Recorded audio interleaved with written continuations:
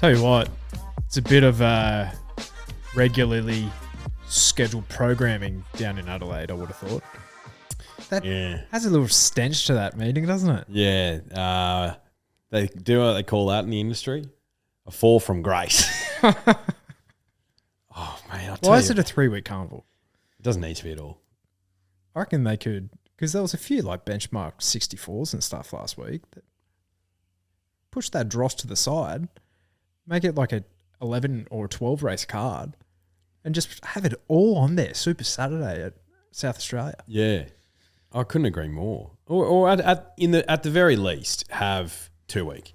Yeah. And you have the Derby today on Saturday and the Sangster. Yeah.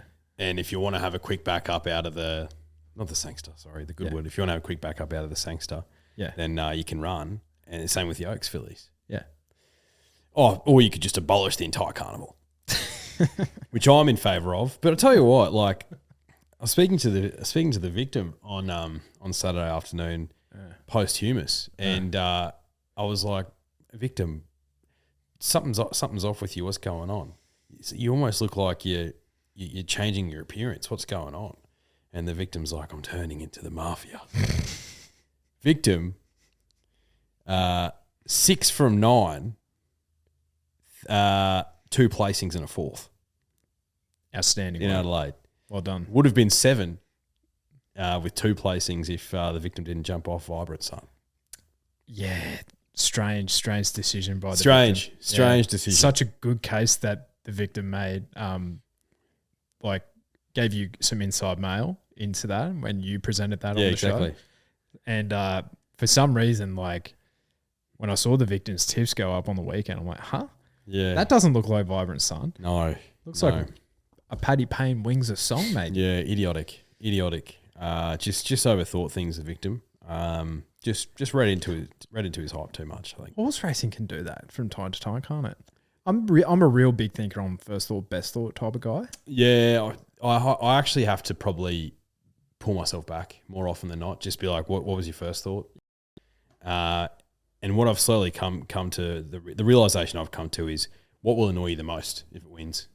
And probably have to back that. I had that theory today at the Bull. Did you? I had one bet today. Yeah. It's our time. Oh, he ran second, didn't he? At 20s.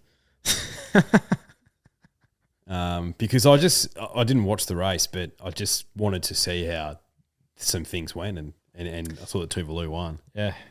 Coming up here. Yeah. Tuvalu. Oh, yeah. He's a horse who'd be great in a Stradbroke handicap. Well, could think about it, go back to back with a new jockey on board. Yes, Blake Shin. Now, you could definitely go back to back. Think about it.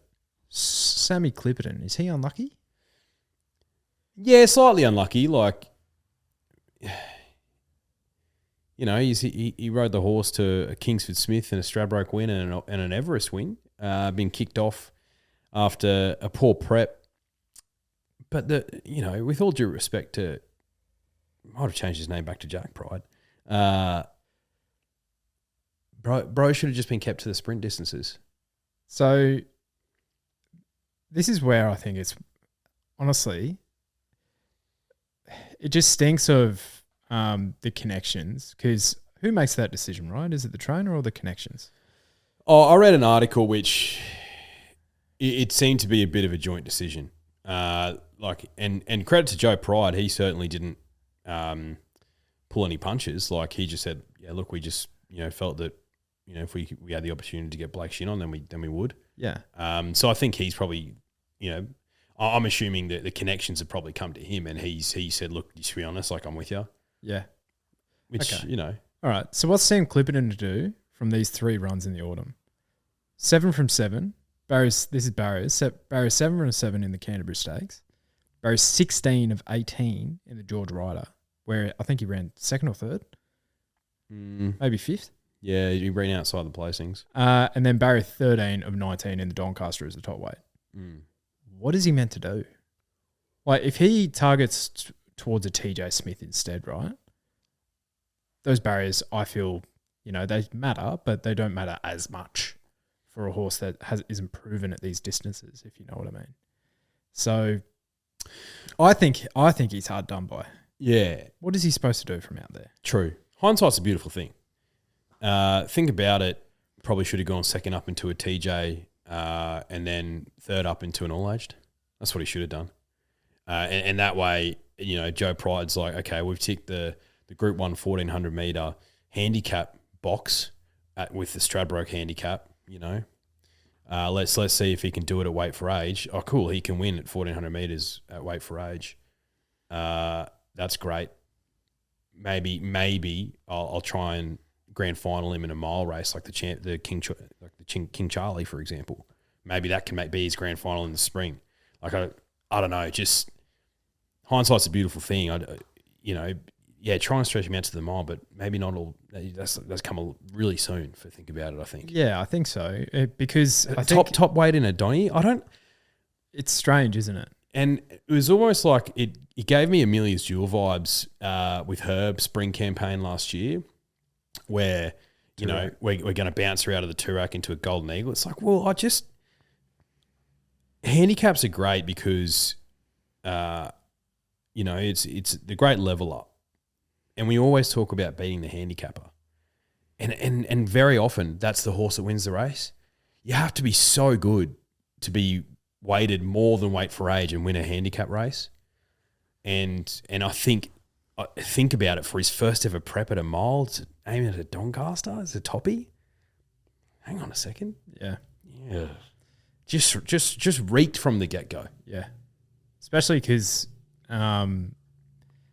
he drew opposite to what he drew in the winter and the autumn. Always had good draws. If he didn't draw that gate in the Everest, he wouldn't have won. No. So, yeah, fascinating to see what they do for him. And it's, God, this is the aura that the Cox Plate has, right? But as soon as you win like a big race, it's like, it's because he's so you think, gee, he's won a Stradbroke, he's won a Kingston Smith, he's won an Everest. Gee, I reckon he could be a Cox Plate horse. Hold your horses, mate. Hold your horses. You've got a bloody good sprinter as it is. Yeah. You don't need a Cox Plate winner out of this thing. No, he's a gelding. He's 5. Yeah. Why doesn't he race in the Everest for the next 3 years? That'd be good. Mate, run top 3, just take your paycheck and get out of the casino. Get out of the casino. I'll tell you what, I think I have the best get out of the casino bet of all time this weekend at Eagle Farm. Shit. It might actually be in the UNU recruitment victory stakes. Is that a nice little... Oh. When you saw that? I was like, huh? Hang on a second. What's going on here? There could be a really good get out of the casino. Now, obviously, we did not have a review podcast on Sunday. We had some personal issues come up, and that's our issue, not yours. So it was slightly your issue because, you didn't hear our incredible insight on the weekend of racing. But obviously, the highlight of the racing over last week was the second of Portsea winning again on Anzac Day. Clearly. like vibrant sun shore. Who won the Sangster? Climbing Star. Yeah, that's right. Oh, before we get to the Portsea, that was the worst Group 1 call of all time. Yeah, it wasn't good. Because I had to save on learning to fly. I'm like, I'm home here. Yeah. I was like, hang on, he's giving this thing on the inside absolutely nothing.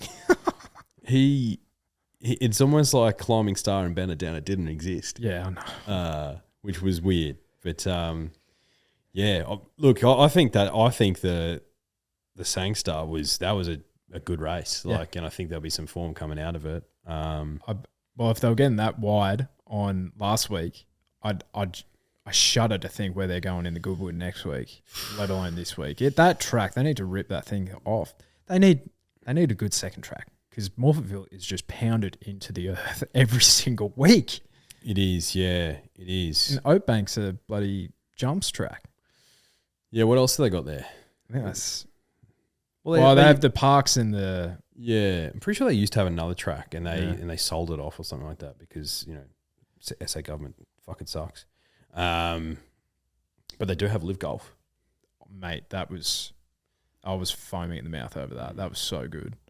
That was like one of the best sporting events I've ever watched. That playoff because the South Africans, they gave it a nudge. They came home with a wet sail, but the Australian grit and the crowd just absolutely hosing the South Africans when they were standing over their ball. It's like I've never seen it before in golf. It's like it was so funny. And like one of the blokes like stood back, he's like, hey, hey. And then the crowd was like, ooh. Just the Australian crowds. Oh, mate, it was so good. Different breed, aren't they? But the second at Portsea, first race, Sunshine Coast, Anzac Day. Oh, just comes from last on the rail. Bang. Bang. Full credit to Jack Bruce because he pulled the right rein. He pulled the right rein to his credit. We were thinking, no, Saturday for sure. But carried the top weight pretty much. Came from last and just took the inside run and wet track. Yep. I think Damien Thornton after the race as well said, even though I think it was only a soft track last time at Eagle Farm, or no, I think it might have been a heavy. Anyway, she didn't get through it and it was a shifty. Yeah. Eagle Farm at the moment is not really playing that well. I think there was like 7 double-figure winners on the weekend, which is carnage. Concern heading into the Winter Carnival. Definitely not what it was last year. It was beautiful. It was beautiful, yeah. So she didn't get through that shifty ground where it was like, she could get through that heavy where it was a bit more genuine, as the Sunshine Coast typically is. Yes. So I think one more run next Wednesday, I believe, in a benchmark 70. Yep. Surely she'll RP that. Go to the paddock and come back. Sort of springtime off season up here and RP some more. Yeah, well placed, extremely well placed. 3 from 5 with 2 fourths like that. That's what dreams are made of. It is because it certainly pays the bills. Tell you that. Oh yeah, easily. Now, any other highlights from last week? Not really. Oh no, not particularly. I thought I was better. Yeah, I thought I was better, Benedetta. If she won, like you wouldn't have seen me. I would have had to retire. Honestly. But well, shall we get into it this week? Yeah, let's do it. Well, I'm not surprised they haven't pushed the rail out that far because they didn't use the inside of the track at Morphettville. So the rail's only out 2 meters from the 1,200 meter post to the winning post. And it's true in the remainder. So because they were riding wide the entire circumference of the track. It is really just anyone's guess where they'll land. Now, the Adelaide Guineas is race 6 on the program, 1,600 metres listed, set weights. I have zero opinion in this race. In the Guineas? Yeah. Yeah. I don't really have much of an opinion either. I like Stylish last start, a little filly by Lonhro. Raced down in Mornington on that day and sort of was leading, but I don't think it liked leading too much, and just got beaten under the line by Jill Pressure, and it was coming out of a maiden race. So it was a horse that showed a fair bit of improvement. It draws well here. It should go forward again. So if I was going to bet into the race, it'd probably be Stylish. I think should be there or thereabouts. But yeah, again, like if it's one of those days where you want to be sort of back of midfield and then fan to the 10th lane and then run down the middle of the track, like she's probably not going to be a bet for me. Yeah, Arkansas kid sort of areas. He had zero chance. Well, that's the thing. Like that was the Skybird race, wasn't it? Yeah, the track set up perfectly for her. Yeah. So, well. Anyway, now race 7, the Queen Elizabeth II Cup. 2,500 metres Group 3. First Immortals, $3 here. It's quite sharp at the top of the market here. You got the map at $2.40 with Neds. First Immortal $3, and then Aberfeldy Boy at $3.80. Then double figures the rest. I didn't mind Aberfeldy Boy here. I thought he's a stayer of note when he gets out to these distances. He's had 2 tries. That was in the Victoria Derby and the the Adelaide Derby, whatever it's called, the South Australian Derby. And so he's got thirds behind Dunkell and Manzois at his 2 attempts. I think he's been crying out for this trip, and he's been very consistent this prep as well. I think this is definitely the target. Yeah. Yeah, I was tossing up between Aberfeldy Boy and the map, the favourite. Like, she's a genuine stayer as well, and takes a while to get out to get to her best because she needs distances like this. She hasn't raced since the Adelaide Cup where she ran second there. So, the map for me, I don't mind in that race, but not confident. Like, that's a short price. It is short. First Immortal. Like, I need to see it. You need to see it from him, don't we? Yeah, I really do. And disappointing last 2 starts. Like, if they're fanning like that, right?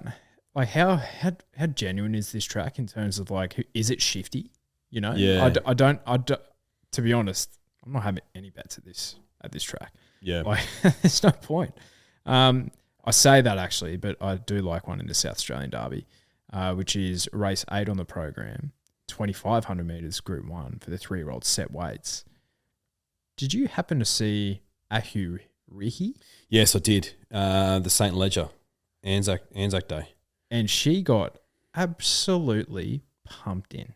Yep.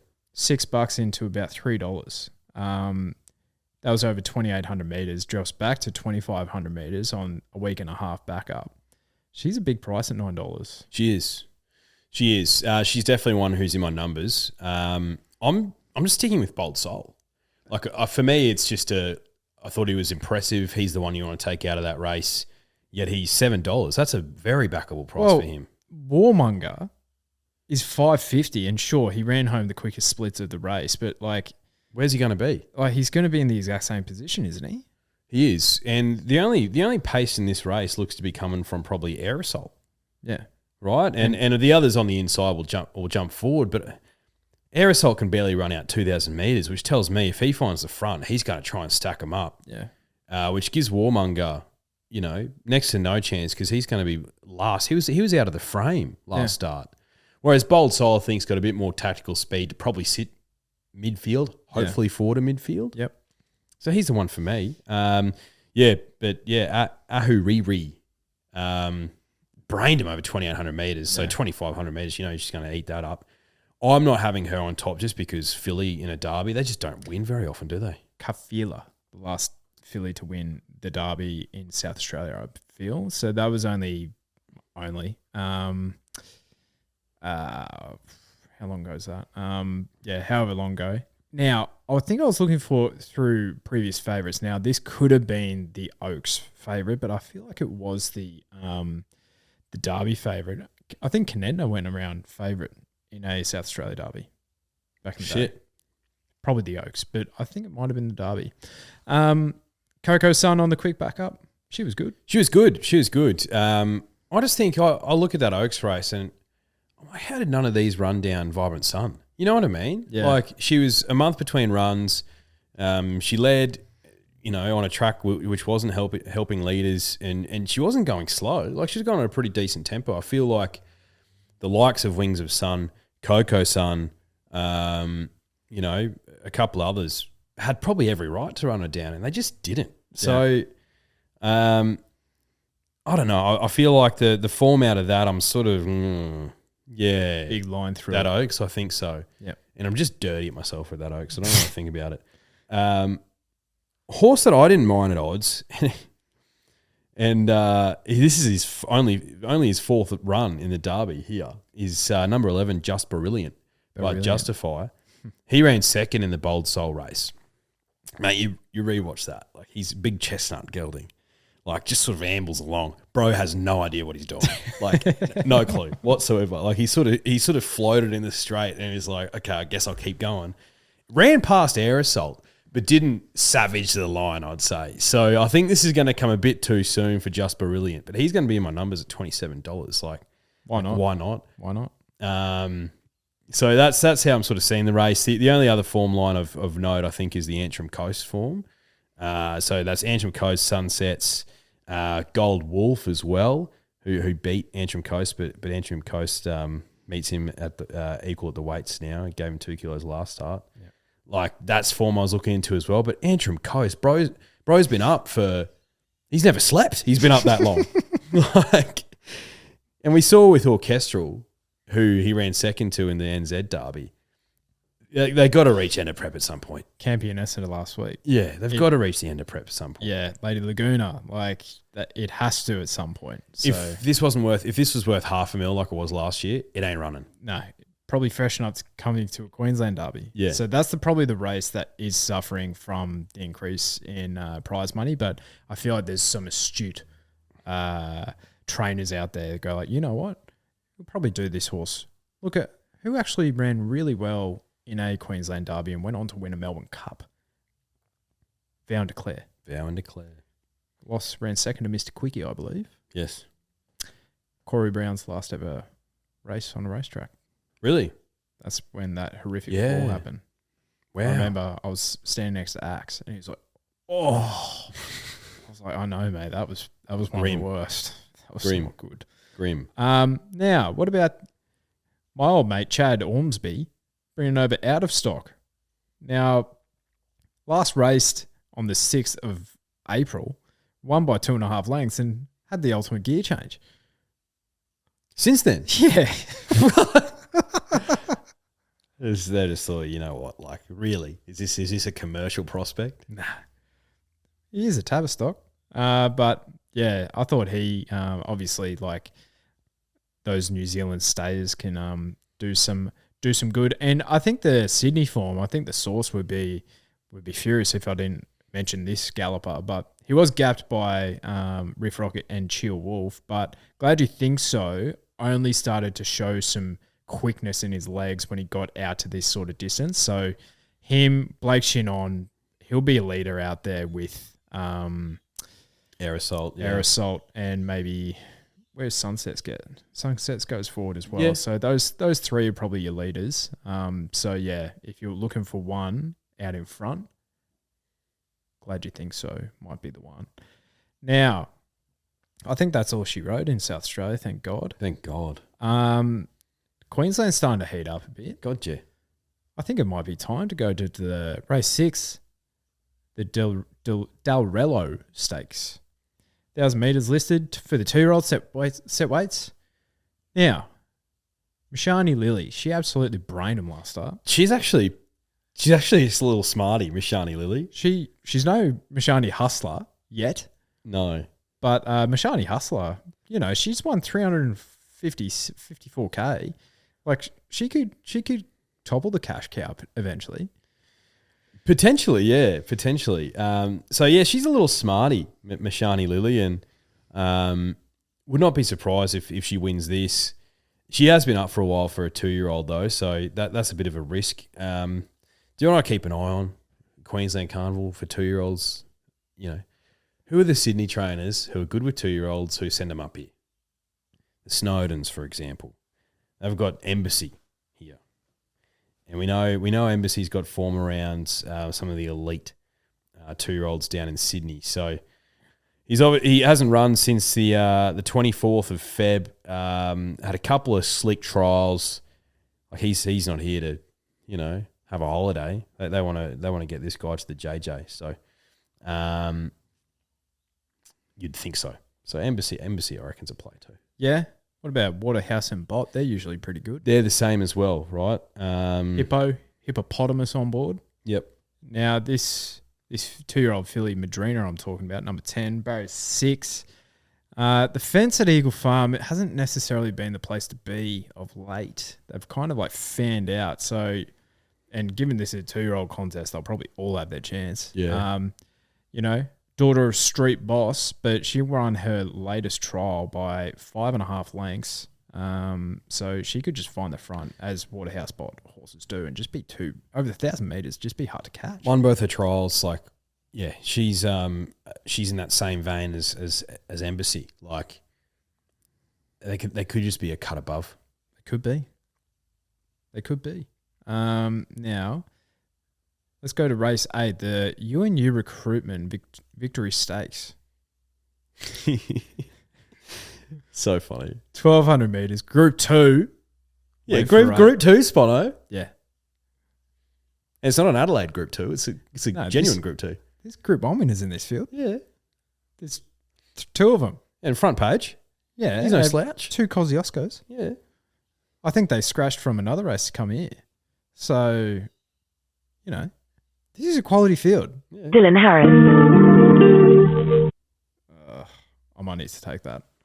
That's all right. You do you. We'll come back. All right, where was I? The U&U Recruitment Victory Stakes. Now, I think this is one of the great get out of the casino bets of all time. Golden Mile. You reckon? I reckon. So, what's he done? He's had a little freshen up. 6 weeks. From a gallant run in the George Ryder, only beaten slightly less than 2 lengths. Let's call it a flat 2 lengths. I love that. And whenever he hits a good track, he runs a really, really bold race. And I can just see the Godolphin Blue, because they can R&P up here. Oh, they tend to. At big prices as well. $12 for him. Like Barry Ford, he's going to find the front. I think he's just going to be he's going to be really, really tough to run down. Like $12 is a big price. I'm more than happy to find out at that price. See, I don't think he's going to hit the front. I think he's going to sit just off him, which is probably better. Yeah. He's not my on top selection, but yeah, I thought he was a silly price. Golden Mile. I'm keen to take on Uncommon James. Yeah. Like, $2.60, that's yeah, short, isn't really it? short. Like he could come out and brain them, but I don't know. I sort of want to see him. If he puts this field away, so be it.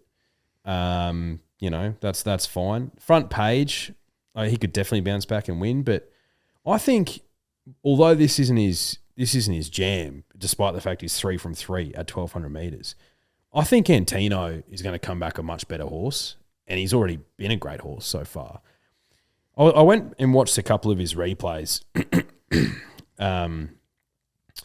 Last prep, and yeah, he nearly won a 2-rack, and he ran second to Prowess over a mile, and then failed over 1,800 metres in the 5 Diamonds. But I think he might be a genuine 1,400 metre horse, Antino.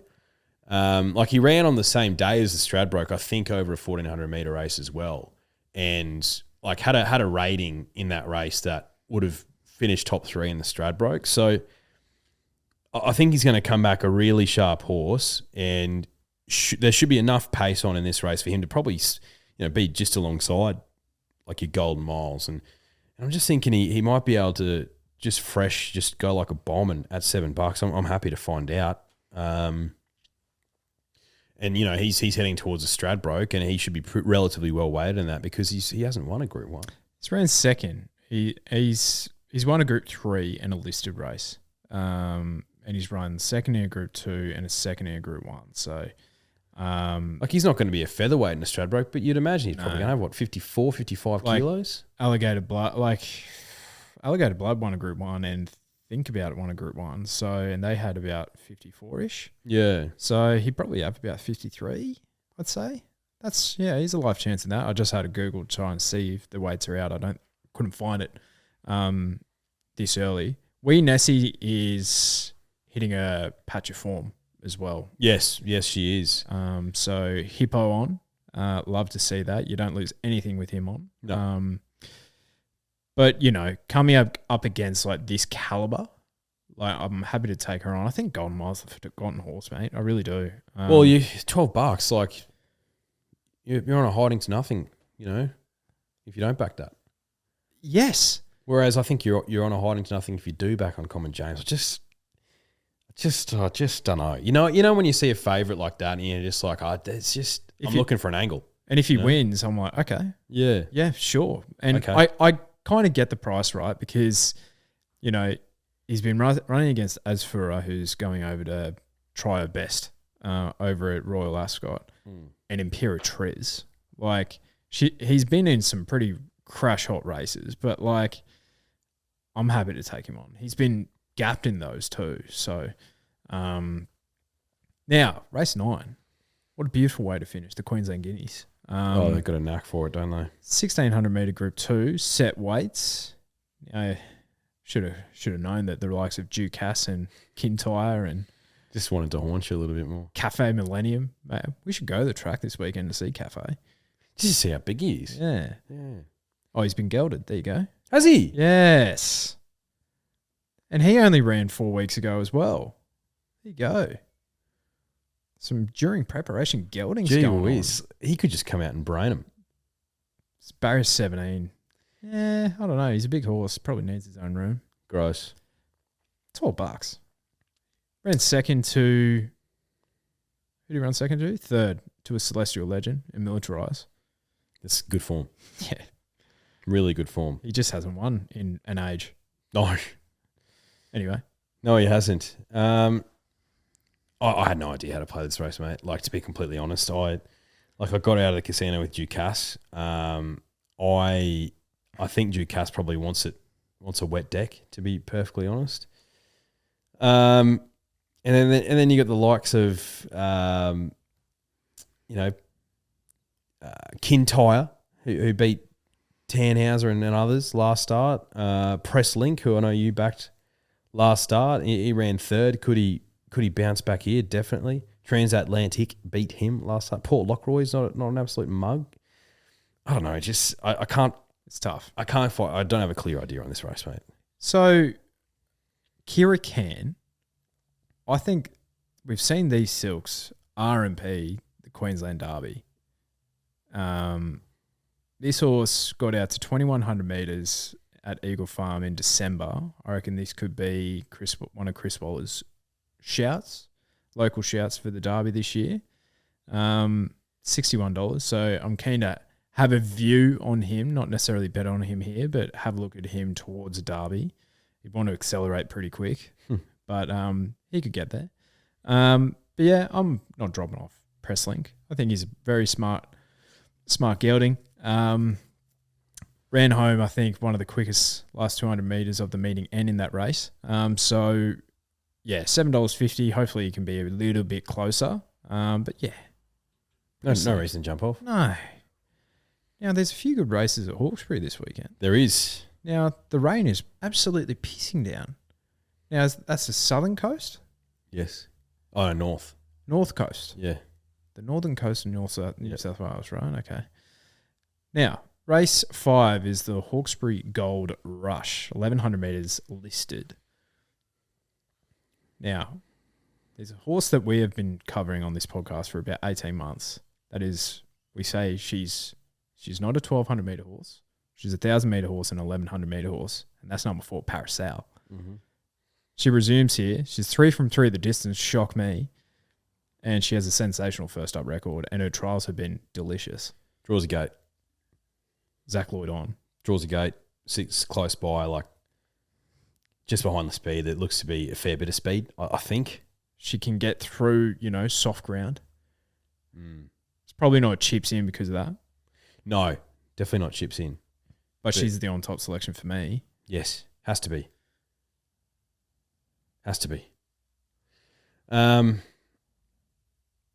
The other threats in this race, Duel. Duel last start beat home Spacewalk.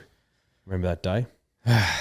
And I could never back her, but Facile, yeah, like she can win a race like this as well. So that was the first time she got on heavy ground, and she really appreciated it. So it gets really sloppy. She might get two on the bounce, 100%. And she's weighted really well, 53 kilos. What about your guy Cannonball? I need to see it from Cannonball. That was one of the great get out of the casinos of all time. $10, have a little something on, and he has not won since. No, he hasn't looked anywhere near it. No, so he might need the ultimate gear change. Cannonball, I think so. Like, it was ambitious taking him to Royal Ascot. I love it. Oh, it's so ambitious. I think with these 4-year-olds who still have their nuts, like, the jury's got to consistently be out with them. Yeah. Because it's like, come on, man. Like, come on. You need to be racing better. Yeah. Like, who's he by? A capitalist. So, yeah. I don't know, man. No, Parasol's the one. Parasol's the one. Now, the Hawkesbury Crown is race 6, 1,300 metres, Group 3 for the fillies, mares, set weights and penalties. I have a big roughie here, big one. Number 3, Mirror View. She can pop her hoof out when she wants to. Sensational second up record. She was beaten 7 lengths at 100-1 last start. Ooh. But if you look through her profile, she can get gapped first up, and then she just absolutely sprouts wings, and the heavy ground really suits her. So she did have a big gap between runs as well. So, but second up last prep, which was in May, she beat home Vienna Princess in Kazu. Like that shapes up for a race like this. If she brings that form, she's in this up to her hindquarters. So I think Mirror View at $34 is a big price. Yeah, massive price. She can definitely bounce back. What Shadows of Love done wrong? She did the Quinella play. Yeah. Easily. Definitely the Quinella play. And draws well here. And she drew a bit awkwardly last start. And I thought she was great running third. Had to carry a bit of weight too. So, yeah, Shadows of Love for me. That's the play. She's been racing super consistently. I agree. I would agree with that analysis. Now, the Hawkesbury Guineas, we saw one Hawaii 5-0 absolutely brain them in this last year. And they saw that, and they're like, you know what? This guy could win a Stradbroke. And he ran extremely well. He ran well. 1,400 metres, Group 3 for the 3-year-olds, set weights and penalties. What's Sneesby Racing saying about Snowman? I think Snowman will probably be scratched from this race because he's also nominated for a benchmark 88 in Hawkesbury, which looks a lot easier. Okay. And I think he's drawn like gate 2 in that or something like that. So yeah. So yeah, expect him to be scratched. Okay. Fascinating. Like that horse has beaten Riff Rocket in a race. He's beaten Riff Rocket, but they just need to get an easy kill for Snowman. Yep. Okay. Any firm opinions in this race? Look, it's hard to. It's hard to. Razors is nominated for that race up in Brisbane as well. That you were looking at with Presslink. Yes. He has form around Gringotts, which I think is really good form, and ran second to Panic last start. So Razors is one I'm definitely looking at, but it's dual noms. So yeah, hard to have a firm opinion when the horse that you like might not even race. Panic is in this race though, and he's pretty lightly raced. He draws the car park though. Yeah. Now, hard to really trust this form, but Conasana was very good. Yep. In the slot. Yep. She absolutely got through it. She's won on the soft as well, so she might appreciate these softer winter decks. Barrier 11, and she's $8. So if the track gets really wet, that's an easy play. Yeah, and out wide, Barrier 11 might actually be the place to be. But what do I know? Let's find out. Now, the Hawkesbury Gold Cup, 1,600 metres, Group 3 handicap. Is it Jack's Day? If it's wet, well, absolutely. It could $4.20. be Jack's Day. Yeah. He's not too poorly weighted in this race either. No, he's not. Look at some of the types in this race, mate. I know. El Bodegon. Mount Popper. Doesn't even have a jockey. Mount Popper, lol. Nugget. Palmetto. Just Folk. Bold Mac. Here to Shock. Just Folk. Geez, Here to Shock's a big price. Yeah. Like, is he a miler though? Like, he's had 8 tries for 2 wins. Yeah, but you're getting a price to find out, $23. Yeah, I don't know. When did he find those wet tracks? Like, when did he win on a wet track? Oh, it was, Echuca. That might have been the Echuca Cup that he won. Does Madame Pomeroy finally get another win on the board? Wet deck. She's going. She'll be on sale at one of the broodmare sales this year, so I don't think she's got many runs left in her. But wet deck, gate 1. She's giving me the vibe of, because her last couple of preps, her first up runs have been sensational, but then she's just fallen off a cliff like at every start. So I'm kind of like, she's first up or nothing for me. Yep. Because she's just too inconsistent for a horse of that talent. I just can't entertain her at all. Yep. Yeah, so Wellwile as well. Wellwile as well. But I think it could be Jack's Day if it's a wet deck. Like he's, when it gets to a mile wet deck, he's just got a bit of a class edge on a lot of these, I think. I think so. Yeah, 59 kilos, not too poorly weighted. Barrier 2, same barrier that he had in the Donny. What's Moonamek done wrong? Moonamek has done absolutely nothing wrong. He's probably hasn't raced as consistently as we'd probably have hoped. He's had a month off, which is unlike Moonamek. Yeah, it is really unlike him. But, his form on the soft and the heavy. Yep. He's not the worst 27-1 shot, but we've gone through half the field here. Yeah, we really have. So I think it's, who we haven't talked about? El Bodegon. I mentioned El Bodegon. I was like, El Bodegon, lol. Yeah. But he finds a heavy track which he has good form on. Last time he was on heavy ground, he ran third in the Cox Plate. He did, and he still had his nuts then. The little fella. Yeah, it's just, you know, if he wins, you're just like, okay. Like at 50s, you're like, okay, like whatever, man. You won't find me betting into him. Yeah, for sure. His last win was 131 weeks ago. Holy dooly. Yeah, that's some patient ownership. Oh, God, yeah. Very patient. I think that's all she wrote. Yes. Here's all she wrote. I can't wait to just have that sense of like accomplishment when Golden Mile just sticks his nose out and, you know, shows what he can do when he was a 3-year-old. Because he absolutely brained In Secret one day. Yep. He has it in him.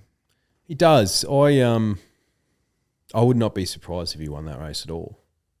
Golden Mile. I just don't think he's a top tier horse.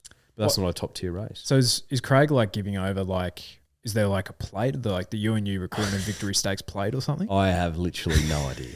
I have absolutely no idea. Because is he doing like the handshakes? Like, congratulations. I assume he'd have to. Knowing him, he probably has one in the race. Yeah, he probably does.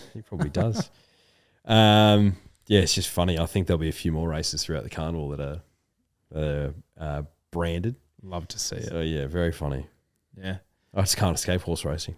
No, you can't. I really can't. As if you want to. No. Yeah. So actually, are the futures markets out for the Queensland Carnival yet? Yeah, there are a fair few futures markets out. Whether they are for the Queensland Carnival or not 100% sure. But let's have a quick look, right? So squizzy. So we have the Doomben 10,000, Doomben Cup, Kingston Smith, Queensland Derby, Queensland Oaks, and Stradbroke and JJ. So we might do a little futures market preview on this weekend. I think so. That sounds good, doesn't it? Definitely worth it. Just looking at the Stradbroke market quickly. All right, let's do that. I love a futures market. So Antino, $8 favourite. Magic Time, $8. Espiona, 10s. I Wish I Win, 10s. Sunshine in Paris, 10s. Amelia's Jewel, 11s. In Secret, 11s. V8, 11s. Amenable, 12s. Confirmed he's going there. Jolly Star, 13s. Pericles, 15s. Skybird, 15s. Steparty, 15s. Think about it, 15s. And then like the likes of NCAP, Samana, Light Infantryman. What's Cool Volant done? Where's she at? Yeah, that's a good question. I'm not sure. Because the mile found her out. The Stradbroke could be her race. It could be. Yeah, definitely not a market I could bet into at the moment with those prices. But